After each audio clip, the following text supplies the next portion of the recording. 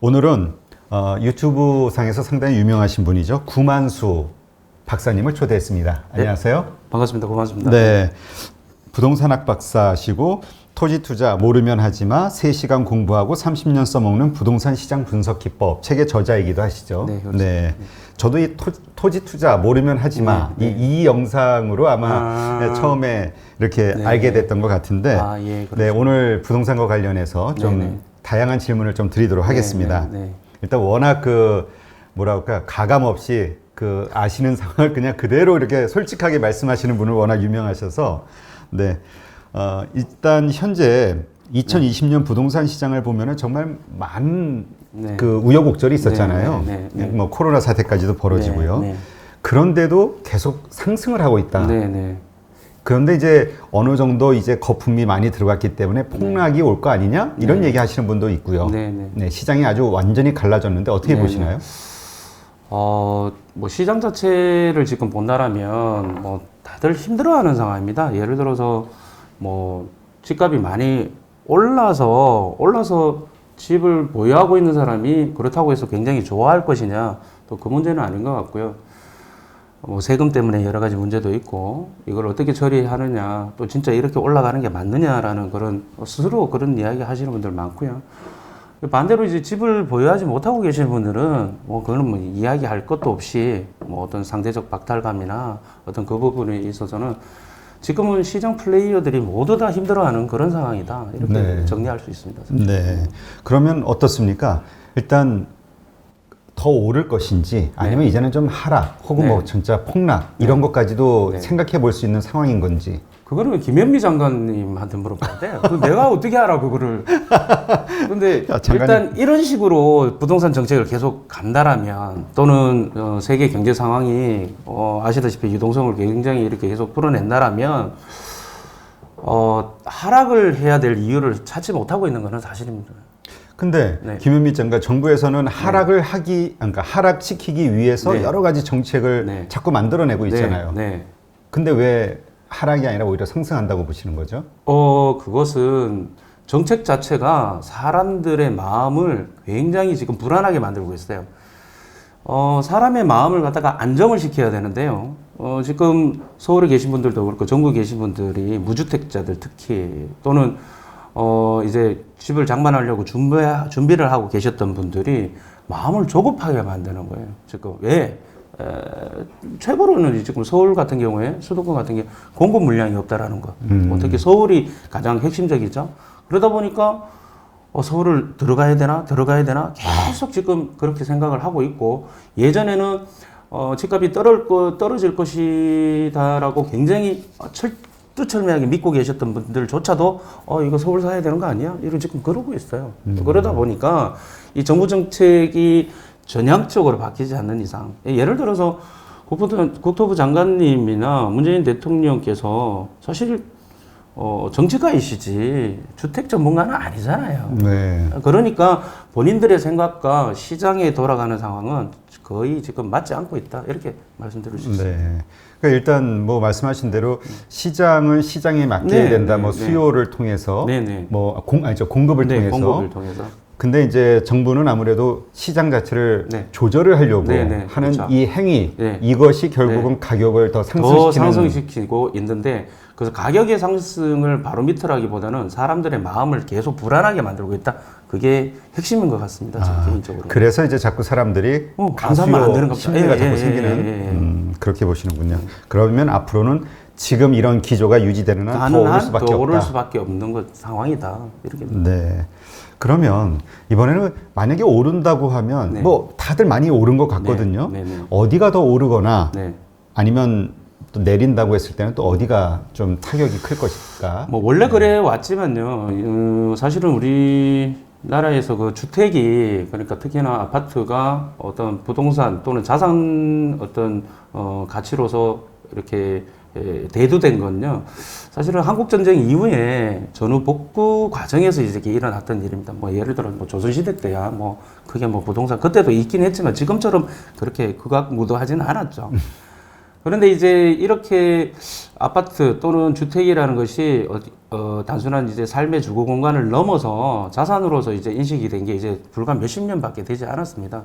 그런데 이제 경제가 발전하면서 압축적인 성장을 할 70년대, 80년대, 90년대 때는 그때는 폭등할 가치가 분명히 있었습니다. 왜냐하면 실제적으로 경제 성장이 굉장히 따라줬고 거기에 따라서 진짜 정말 돈 버는 사람도 많았었고 그에 비해서 공급이 절대적으로 부족했고요. 그렇기 때문에 그때는 합당하게 오를 이유가 있었다라고 보는데 비해서 지금은 서울은 조금 제외하고 나머지 지방을 포함해서 전국적으로 봤을 때 지금 주택 보급률은 굉장히 높은 상태입니다. 집이 모자라는 건 아니에요. 네. 그런데 문제는 뭐냐면 살고 싶어. 내가 살고 싶어 하는 집.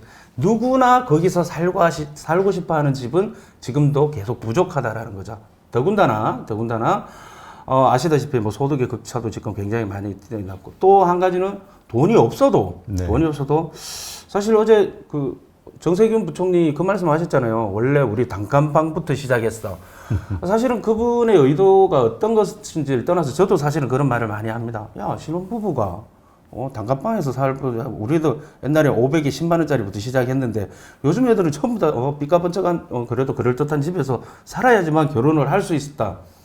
이 상황들이 모든 이런 상황들이 계속 있는 한 계속적으로 좋아하는 집, 선호하는 지역 그런 것이 계속 집중되면 집중될수록 양극화가 되면서 비싸지는 것은 계속 비싸질 수밖에 없다. 뭐 이야기 안 해도 그건 다 아는 거죠. 예를 들어서 뭐 서울이면 강남이 될 것이고 뭐 대전이면 둔산동, 부산이면 해운대, 광주면 뭐 봉선도, 대구 뭐 수성구 이런 식으로 딱딱딱딱 정해져 있단 말이에요. 그런 데는 지금 비정상적으로 계속 폭등 수준으로 계속 갈 수밖에 없는 그런 상황이죠. 아, 지금 부산에서 사시잖아요. 네. 예, 부산에서 지금 올라오셨는데 부산도 그런가요? 부산도 그래요. 지금 난리죠. 뭐 저는 부모님이 다 잠실에 계시기 때문에 학교도 서울에서 다니고 그래서 왔다 갔다 하긴 하는데 이제 일 때문에 제가 뭐 한 달에 거의 반은 또 서울에 있고 그렇게 하지만 보면 지방이나 서울이나 할 것 없어요. 다만 이제 서울은 전체가 덜썩거린다. 그다음에 지방 같은 경우는 특정의 사람들이 살고 하는 선호하는 지역 그쪽으로 왜 지금 뭐 다주택자가 문제라고 하는데 그 다주택자들이 결과적으로 여러 채를 갖고 있던 것들을 지금 이제 팔아야 되는 입장이잖아요. 아시다시피. 그러니까 이제 못난이들부터 정리하는 거죠. 그리고 이제 좋은 것들은 보유하고 또 반대로 집이 없던 사람들은 못난이는 살기 싫고 누구나 좋아하는 지역, 누구나 선호하는 지역으로 들어가고 싶어하는 이 경쟁의 결과가 지금 각 지역마다 선호 지역의 가격이 올라가는 그 현상입니다. 사실 그 지난해서부터인가 지지난해서부터인가 1등주 이야기를 많이 했었잖아요. 네네네네. 그래서 부동산도 1등 지역에 투자를 해야 된다. 맞습니다. 근데 이제 이게 현실화된 거네요. 네, 현실화됐죠. 네, 실제로 그렇습니다. 더더욱이 그럴 겁니다. 아, 앞으로도 계속. 네, 앞으로도 계속 그럴 겁니다. 그러면 어떻습니까? 지금 이게 어쨌든 아주 급격하게 올라왔잖아요. 네. 어떠한 상황이 됐을 때 이게 좀 조정을 좀 받는 그런 네. 상황이 올 거라고 보시나요? 일단 제가 말씀드렸다시피 사람들의 마음이 진정이 돼야 된다. 그러기 위해서는 정부 정책이 조금 전향적으로 바뀌어야 된다. 그게 첫 번째고요. 그 두 번째는 뭐 이때까지 우리 60년의 역사 부동산 역사를 보면요, 거의 이제 두 가지로 이제 갈라집니다. 하나는 대규모 공급 물량, 뭐 일기 신도시처럼 대규모의 공급 물량. 두 번째는 대내외적인 경제 충격. 잘 아시겠지만 그런 뭐 오일 쇼크라든지 뭐 IMF라든지 리만 사태라든지 뭐 이런 것들이 또 터진다면 그래서 10년 주기설이 지금 계속 대두되고 있는 것이고요. 근데 이제 지금 아시다시피 여기 사실은 경제 방송이잖아요. 많은 네. 전문가분들이 나오셔서 그런 얘기를 하시겠지만 그런 대내외적인 경제 충격을 막기 위해서 지금 무한정으로 돈을 이제 쏟아내고 있는 상황이기 때문에 이미 이 상황이 계속 진행되는 한 또는 이게 반대적인 어떤 현상이 일어나야지만 어느 정도 진정이 되지 않을까 뭐 그런 부분이라고 저는 개인적으로 생각하고 있습니다. 근데 사실 오래전서부터 네. 이 한국 그 집값에 대해서 하락을 이야기하시는 분들의 논리를 좀 보면 네네. 우리도 이제 일본을 따라갈 것이다 뭐 이런 네네. 얘기도 있었고요. 네네네. 일본처럼 부동산 시장이 네. 그 불황과 하락을 네. 겪을 네. 것이다. 그다음 이제 또 하나는 인구가 줄고 있다. 네. 그래서 이제 부동산 가격은 줄어들 수밖에 하락할 수밖에 없다. 네. 어느 네. 순간부터는 이런 얘기 많이 하시잖아요. 네. 어떻게 생각하세요? 그거 다 쓸데없는 얘기입니다. 왜요? 일본이 사실은 부동산 가격이 폭락을 한 거는 사실은 맞는데요. 일본의 부동산 가격이 어떻게 해서 올라갔는지에 대해서는 조금 우리가 고찰해 볼 필요가 사실은 있습니다.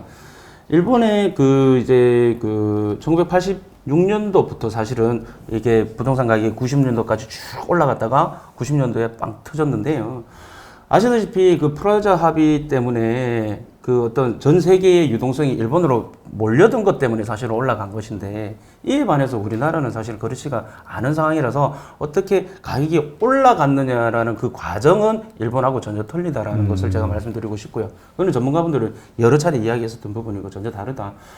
인구 문제는 장기적으로 봤을 때는 맞습니다. 장기적으로 봤을 때는 인구가 줄어드는 건 맞는데, 지금 현 상황에서는 인구가 지금도 늘어나고 있고요.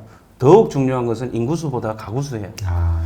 가구수가 계속 둔화가 돼서 가구수가 계속 늘어나고 있어요. 예전에는 저도 어릴 때 우리 한 방에서 5명이 같이 잤다니까, 단칸방에서. 근데 지금 그렇게 했다가는 애들 다 가출해, 그거 진짜.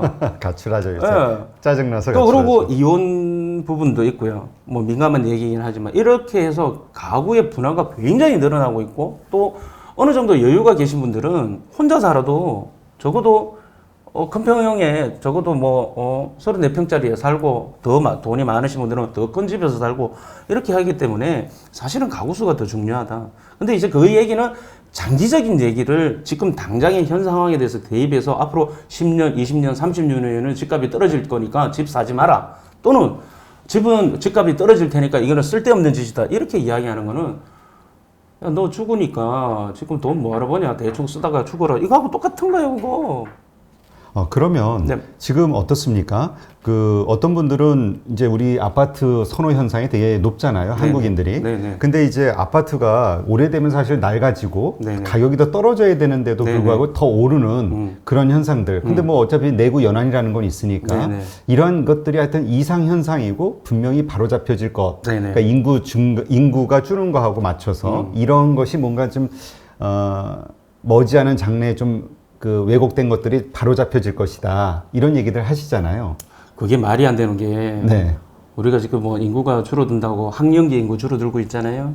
줄어들고 있는데, 그러면 그렇게 따진다면 인구 줄어든다고 해서 서울대가 미달될 것 같습니까? 왜냐하면 제가 서두에 말씀드렸다시피 어느 지역이든 인구가 줄어들어도 사람이 살 것이고요. 어느 지역이든 경제가 좋다 하더라도 어느 정도의 자산을 가지고 있는 사람은 계속 어느 정도 분포를 하고 있습니다. 그러면 그런 사람들이 살고 싶어하는 동네는 누가 이야기 안 해도 다 아는 동네. 그런 동네에서는 계속적으로 가격대가 집중이 될 수밖에 없고, 사람이 몰리고 가격이 올라갈 수밖에 없겠죠. 그런데 이게 부동산이 다른 재화하고 다른 것이 바로 그 부분이거든요. 뭐 주식은 하다못해 액면분할이라도 하지만, 부동산은 그 자리에 그 부동성, 움직일 수 없는 그 특성 때문에, 또 부증성, 늘어날 수 없는 그 사이트만의 고유의 퀄리티가 있기 때문에 네. 이건 어쩔 수가 없어요. 어쩔 수가 없다니까. 그러면 그 일본 같은 경우도 보면 왜 네. 그 도쿄 근교에 네네. 그 신도시들 맨날 가운데 내 보면 이야기 나오는 거 다마 예. 신도시 나오고, 제가 도시계획 기술사지 않습니까? 네. 뭐 빤히 그거는 알고 있는 부분인데. 그러니까 그런 데들 보면 집 비고 막 네네. 이러잖아요. 네네. 그래서 서울도 네. 서울 주변에 그 신도시들이 많이 지어지고 네네. 있는데 이런 것들도 나중에는 좀 어떤 그런 하락의 요인이 되지 않겠는가. 하락의 요인이 되는데 위성도시가 하락하죠. 다마신도시 얘기를 굉장히 많이 합니다. 부동산 전문가들도. 그 제대로 가보기나 가봤는지 모르겠어요. 도쿄 중심부에서는 가격이 떨어지지 않았습니다. 다마신도시가 박살이 나는 거죠. 근데 다마신도시를 가보시면 알겠지만 굉장히 쾌적하게 만들어 놨어요. 이제 그러다 보니까 사람과 사람이 사는 주거 공간들 사이사이에 공원이라든지 또는 이러한 뭐라고 그럴까요? 오픈 스페이스라고 그러는데요. 그게 굉장히 많이 뚝뚝 떨어져 있어서 사람 간의 인간관계가 단절되는 도시예요. 그래서 어르신들만 살고, 또 멀리 직주근접이 너무 안 되다 보니까, 출퇴근이 굉장히 멀다 보니까 그쪽 도시를 버려버리게 되는 겁니다. 마찬가지로 지금 우리나라도 지금 사실은 마찬가지인 게 수도권 중에서도 서울 한복판의 핵심 지역은 가격이 떨어질, 물론 이제 대내외적인 경제 충격이 일어나게 되면 조정은 받겠죠. 또는 어떤 부동산 정책이 전향적으로 일어난다라면 가격은 떨어질 수밖에 없겠죠. 어느 정도. 하지만 여기가 떨어지면 그 옆에는 위성도시는 더 박살이 난다. 그렇게 정리가 되는 것이지 위성도시 때문에 중심도 떨어지고 위성도 떨어지고 그런 일은 없다. 아, 그러면 중심도 그러니까 서울도 괜찮은데 네. 서울은 괜찮은데 위성 도시만 무너지는 것도 그렇죠. 있을 수는 없다. 아니죠. 있을 수 없다가 아니라 그 다마신도시 같은 경우에 위성도시가 굉장히 떨어져 있어요. 거리상으로. 네, 근데 우리는 지금 신도시라고 해봐야 거의 붙어 있잖아요. 그렇죠. 하긴 뭐몇 예, 40분 거리니까. 지하철 타고 가면은 다 연결돼 있는 상황이기 때문에 그렇게 일본처럼 일본의 예를 드는 도시처럼 그렇게 굉장히 이게 거리가 떨어져 있지 않기 때문에 영향은 일본하고 비교하는 것은 좀 곤란하다 이렇게 정리가 되는 네. 거죠.